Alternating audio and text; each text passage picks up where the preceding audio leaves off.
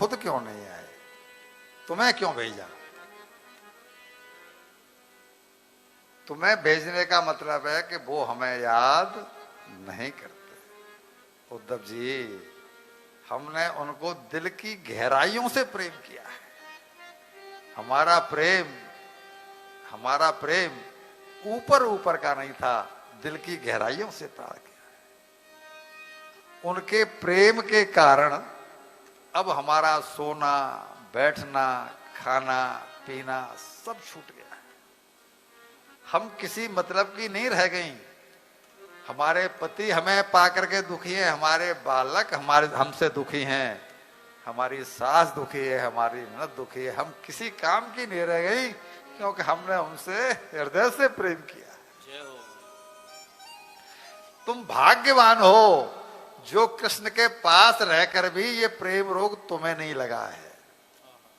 हम उनके पास नहीं तो हमें तो ये प्रेम रोग लग गया है, और अब हम इसलिए किसी कारण के किसी काम की नहीं रह गई है। हम गवारिन थी गांव की, इसलिए उनकी मीठी मीठी बातों में आ गई। उनका प्रेम झूठा है।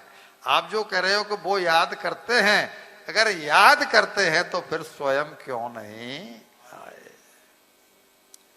अरे जब वो यहां थे ना, तो मालूम है हमको कितनी कितनी मीठी बातें करते थे। क्या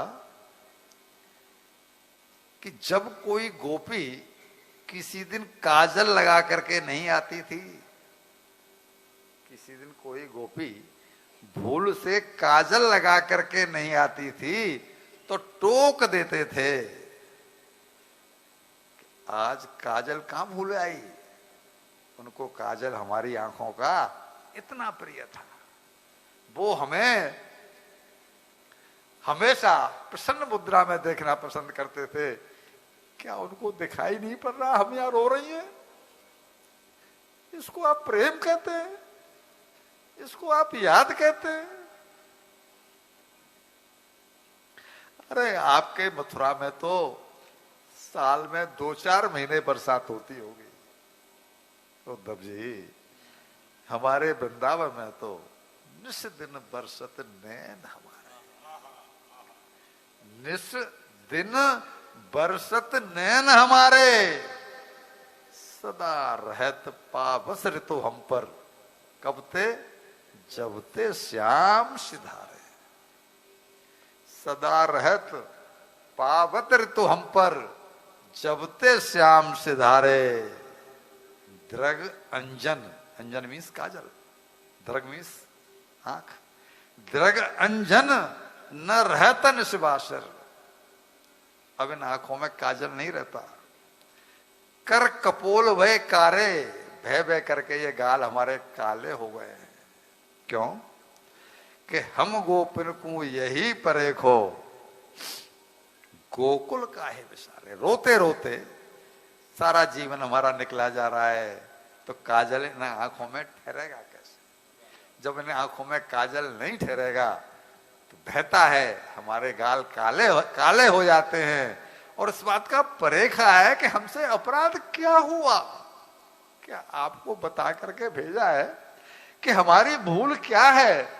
क्यों हमसे रूठे हैं? क्यों वो खुद नहीं आए?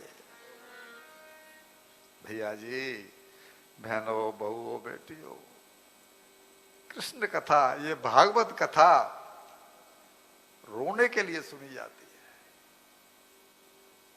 कथाएं रोने के लिए हैं, अपनी भूलों का पश्चाताप कर कर, अपने प्रेमी को जो हमारा अंशी है उसको याद कर कर के।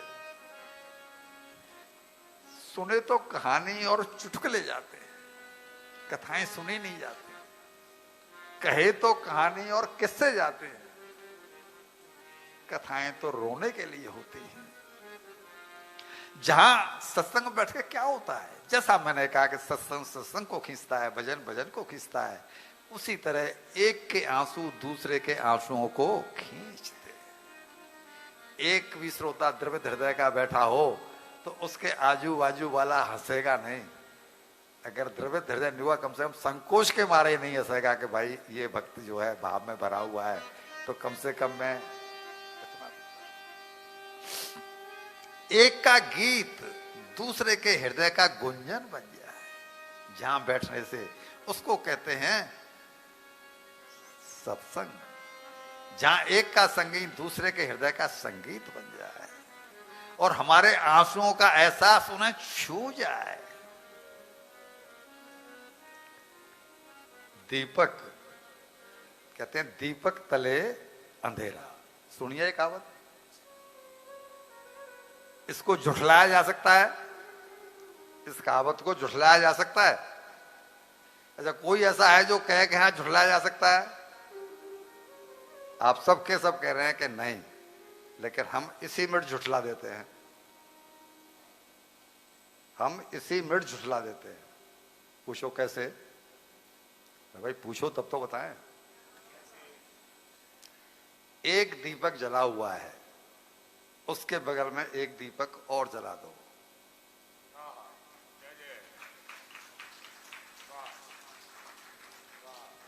मोदी जी क्या ख्याल है?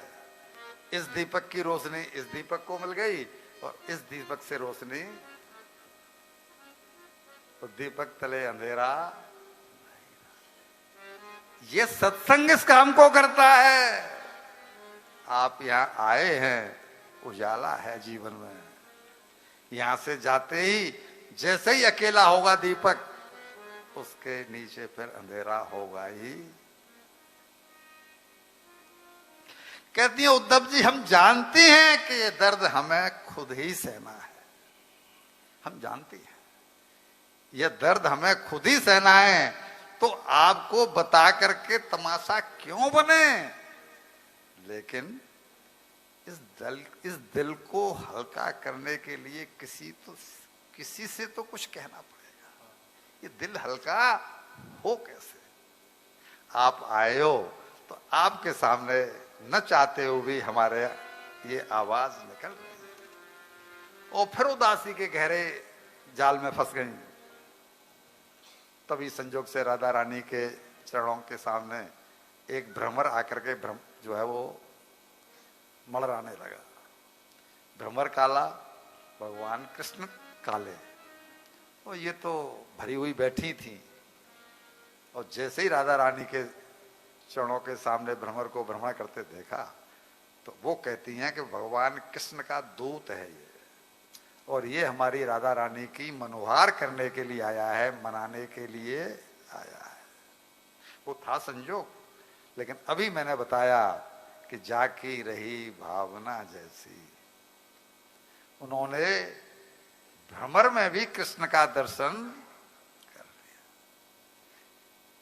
कल सुनाया था कि मैया का चिंतन धई मत से समय कृष्ण में है, मनसा वाचा कर्मणा कृष्ण में। यही स्थिति थी। वो रो भी कृष्ण के लिए रही हैं, अब शब्द भी कृष्ण को ही कह रही हैं, और चिंतन भी कृष्ण का ही है।